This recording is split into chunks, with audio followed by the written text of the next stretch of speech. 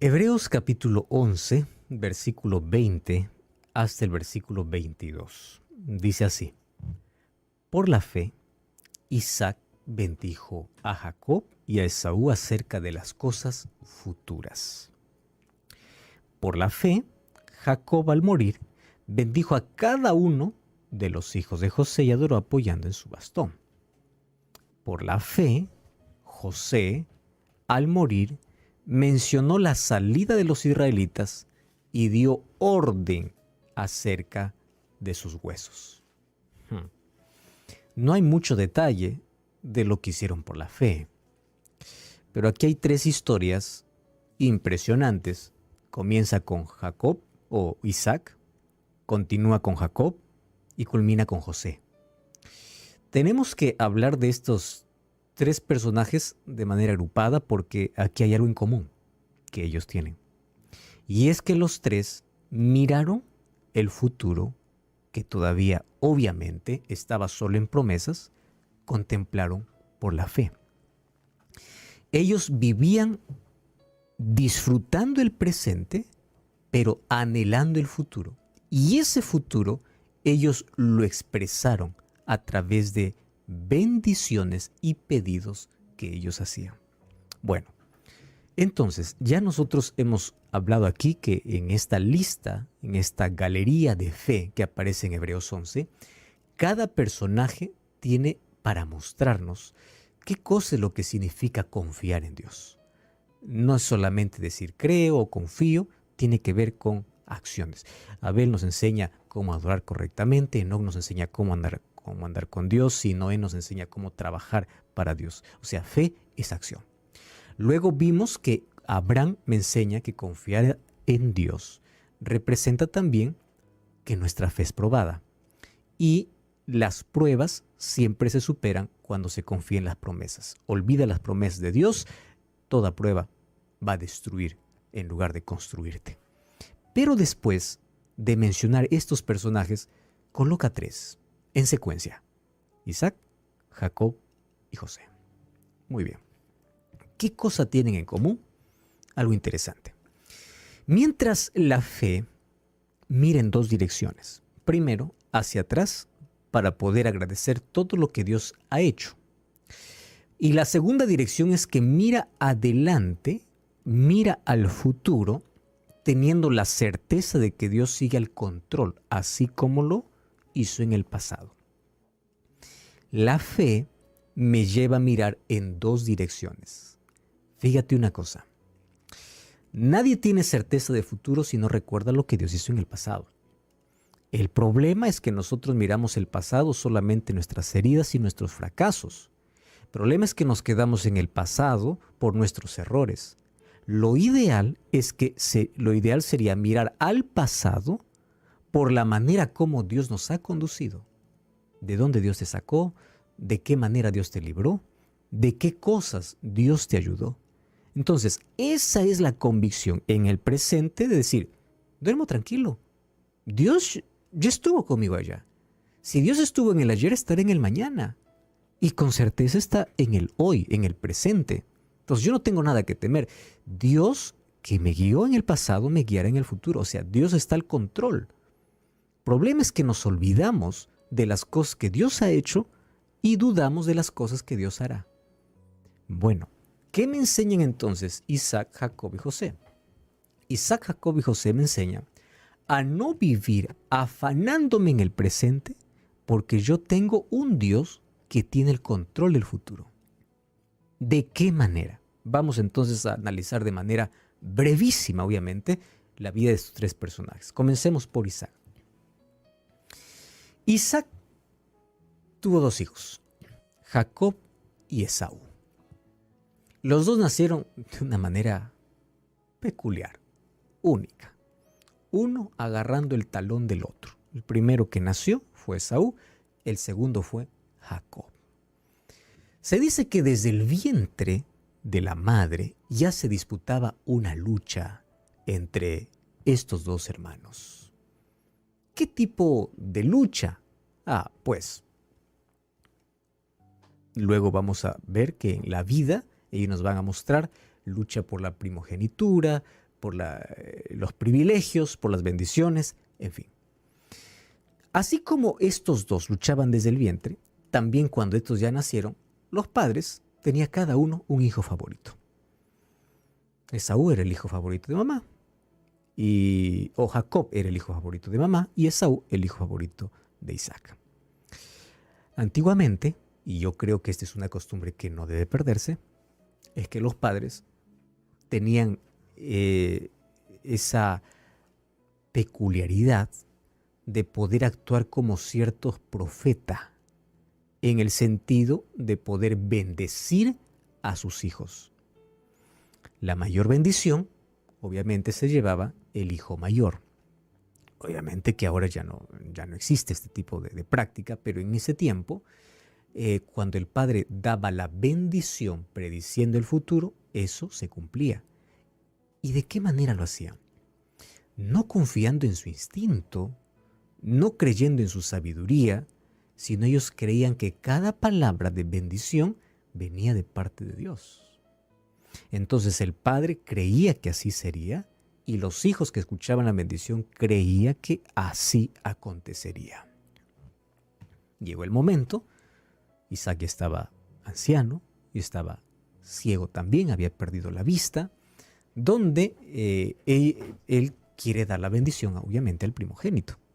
Le dice, para darte mi bendición, quiero que me traigas el plato que más me apetece, el plato favorito mío. Y obviamente él se va al campo, era un hombre de campo, caza y viene para preparar un plato. Mientras él va a cazar, la esposa de Isaac está escuchando la conversa y le obliga a Jacob para que él pueda presentarse en nombre de Esaú para poder recibir la bendición.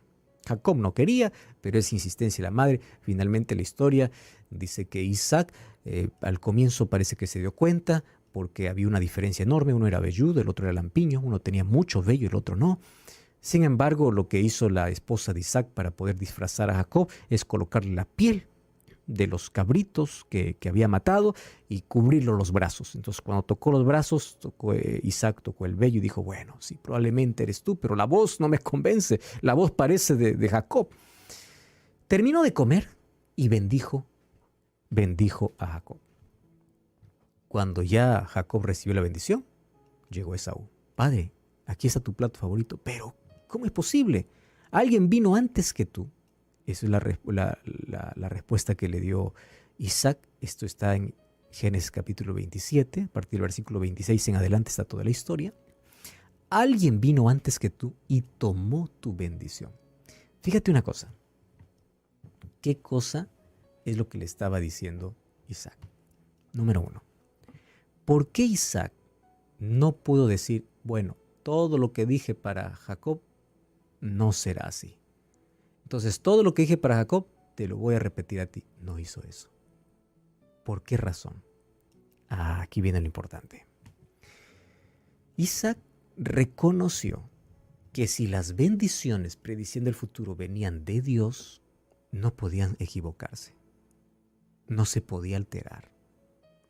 Y si alguien vino antes, aún por las circunstancias inadecuadas, y recibió la bendición, significa que aún dentro de circunstancias, Dios permitió que la bendición mayor lo llevara, en ese caso, Jacob.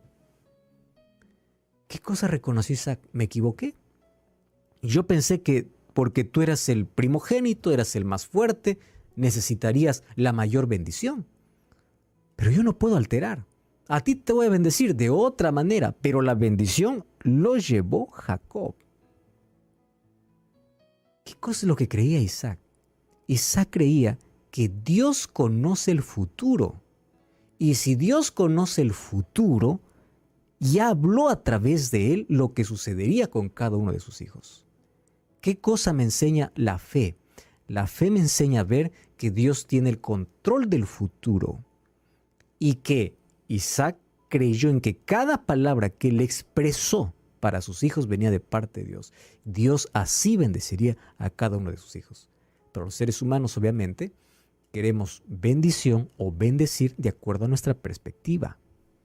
Y si nosotros nos damos cuenta en la Biblia, a veces No a veces, casi en todas las escrituras encontramos que la mayor bendición se lleva el más débil. Por ejemplo, Abel era más débil que Caín, por eso es que Caín mató a Abel.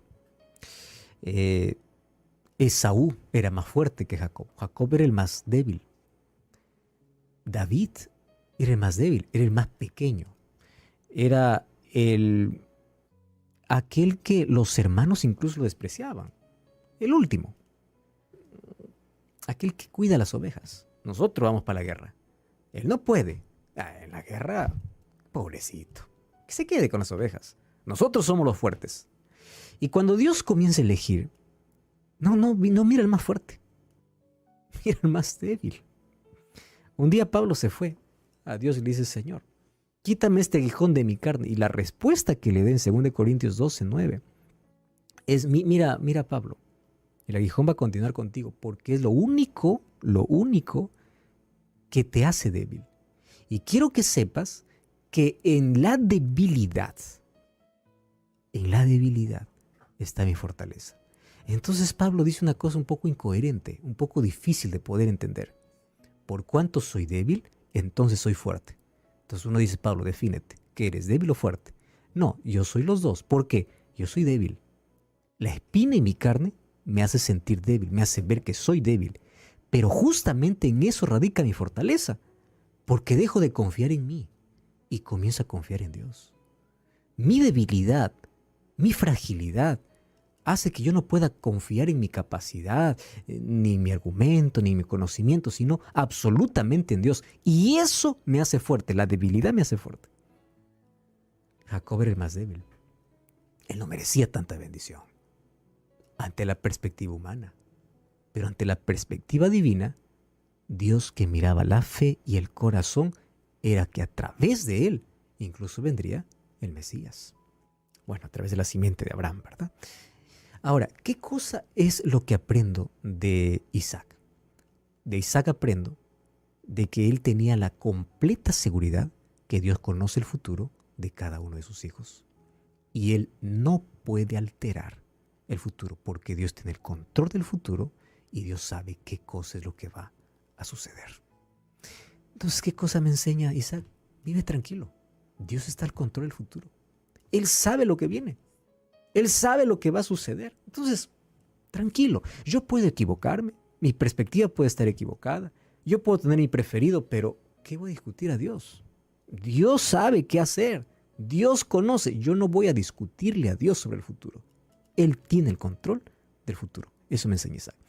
Luego veo a Jacob siguiendo la misma línea. Tú sabes que Jacob, cuando ya llegó a cierta edad, él reunió a sus hijos para poder darles una bendición. Y cuando tú vas al libro de Génesis, a partir del capítulo 48, 50, nosotros encontramos la bendición que Jacob da a cada uno de sus hijos, siguiendo la línea patriarcal donde los padres daban la bendición para sus hijos. Para cada uno una bendición diferente. Pero lo sorprendente, lo que menciona en el libro de Hebreos, justamente es lo que hizo con los hijos de José. Algo curioso. Los hizo sentar en las rodillas y al momento de bendecir cruzó las manos. Lo ideal sería que coloque las manos en la cabeza en el orden que estaba. Primero el mayor, luego el menor. Pero al momento de bendecir, él cruza las manos. Y José le dice: no, te estás equivocando. ¿Por qué cruza las manos? Él merece más. Nuevamente vamos a nuestra perspectiva, a nuestra lógica humana. Él es el primogénito, él es el mayor. Y Jacob, ya teniendo la experiencia en su vida, le dice: no, yo no me equivoqué. Si Dios así lo permite, es porque a la verdad Él conoce el futuro, nunca te olvides. ¿Cómo conoció esto Jacob? Porque a través de su propia experiencia vio que Dios tiene el control del futuro. Y él repite nuevamente en su vejez. ¿Qué cosa me enseña Jacob? A continuar creyendo en la providencia divina. Él sabe el futuro. Pero aquí viene la historia fascinante con José. Resulta que José, dice allí el texto bíblico, que él, antes de morir, él hizo un pedido a sus hermanos. Y es interesante este pedido. Vamos al libro de Génesis capítulo 50. Génesis capítulo 50. Vamos a ver el versículo 24 y versículo 25. Dice así: José dijo a sus hermanos: yo estoy por morir, pero de cierto Dios os visitará y os hará subir de aquí a la tierra que juró a Abraham, Isaac y a Jacob. Y José hizo jurar a los hijos de Israel diciendo: Dios ciertamente os visitará y llevaréis mis huesos de aquí. O sea, mis huesos no van a quedar en Egipto. Yo no puedo salir con ustedes porque voy a morir, pero ustedes llevan mis huesos. Yo quiero que mis huesos estén en la tierra que Dios prometió. Eso es fe. ¿Sabes qué cosa es fe? Fe es ver que las promesas de Dios, dichas para el futuro, son una realidad, no importa cuánto tiempo pase. Después de la muerte de José, pasaron 430 años. ¿Y tú crees que el pueblo de Israel, cuando salió de Egipto, se olvidó de los huesos de José? ¿Vamos a llevar huesos de 400 años? Sí, vamos a llevar, porque fue su pedido antes de morir. 400 años los huesos estuvieron en Egipto. Y esos huesos fueron desenterrados y fueron llevados. Pero fíjate la fe que tenía José. Yo voy a morir. Él no sabía lo que venía incluso para sus hermanos. Yo voy a morir ahora, pero yo sé que Dios cumplirá sus promesas. No importa cuánto tiempo pase, ustedes van a salir de aquí. No se acomoden a esta tierra, porque esta no es su tierra. José no sabía la esclavitud que ellos iban a vivir. No sabía nada de la manera como Dios los iba a libertar, pero él tenía la certeza, la seguridad de que Dios cumpliría su promesa, de sacarlos de allí. Éxodo capítulo 13, versículo 19. Mira lo que hace el pueblo de Israel. Éxodo 13, 19. Dice así el texto bíblico: Moisés llevó consigo los huesos de José. Está hablando cuando ya salió de Egipto. Sacó los huesos de José, quien había juramentado a los israelitas al decirle: ciertamente Dios os visitará y llevaréis mis huesos de aquí con vosotros. No se quedará. Y cuando tú vas a Josué capítulo 24, versículo 32, mira lo que dice. Josué 24, 32. También sepultaron en Siquén los huesos de José que los hijos de Israel habían traído de Egipto, en la parte del campo que Jacob compró de los hijos de Amor de Siquén por 100 monedas, y fue posesión de los hijos de José. O sea, esos huesos estuvieron 400 años en Egipto, estuvieron 40 años en el desierto, y finalmente los huesos se quedaron allí en Siquén. ¿Dónde? En la tierra prometida. ¿Qué cosa es lo que me enseña José? A tener la certeza de que yo que espero, la convicción de lo que no veo. ¿Qué cosa es fe? Certeza absoluta. Si Dios conoce el futuro, tiene el control del futuro, Él cumple sus promesas. No importa cuánto tiempo pueda pasar, sus promesas son reales. Y quiero que tú sepas una cosa.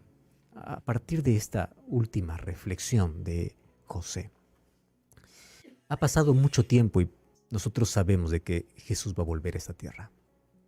Pero ha pasado mucho tiempo y pareciera que algunos ya están desistiendo, están desanimándose. Mas quiero que tenga la certeza que Dios cumplirá su promesa. José no quiso que sus huesos queden en Egipto. Nosotros no vamos a ser un pedido semejante sobre nuestros huesos, porque no importa dónde estemos enterrados, un día finalmente resucitaremos. Pero sí queremos que un día todos podamos estar en la Canaán celestial. Esa es la promesa y Dios cumplirá su promesa. Confía. Dios tiene el control del futuro. Aprende a vivir esta vida viendo lo invisible, viendo lo que no se ve, viendo más allá del presente, viendo por la fe que Dios cumple sus promesas. Ora conmigo. Gracias, Señor, por tu palabra. A través de historias de personajes bíblicos, nos enseñas y nos muestras qué significa confiar en ti. Tú tienes el control de la historia. Y si colocamos en tus manos que controle nuestra vida, tú sabes exactamente por dónde guiarnos. Por eso ayúdanos a confiar en ti, a no andar preocupados y estresados por circunstancias del presente, porque en tus manos está el futuro. Ayúdanos a vivir soñando con aquellas promesas que tú nos has hecho porque son realidad. Tener la misma certeza y convicción que un día tuvo José. Danos tu bendición. Enséñanos a vivir por fe. En el nombre de Jesús. Amén.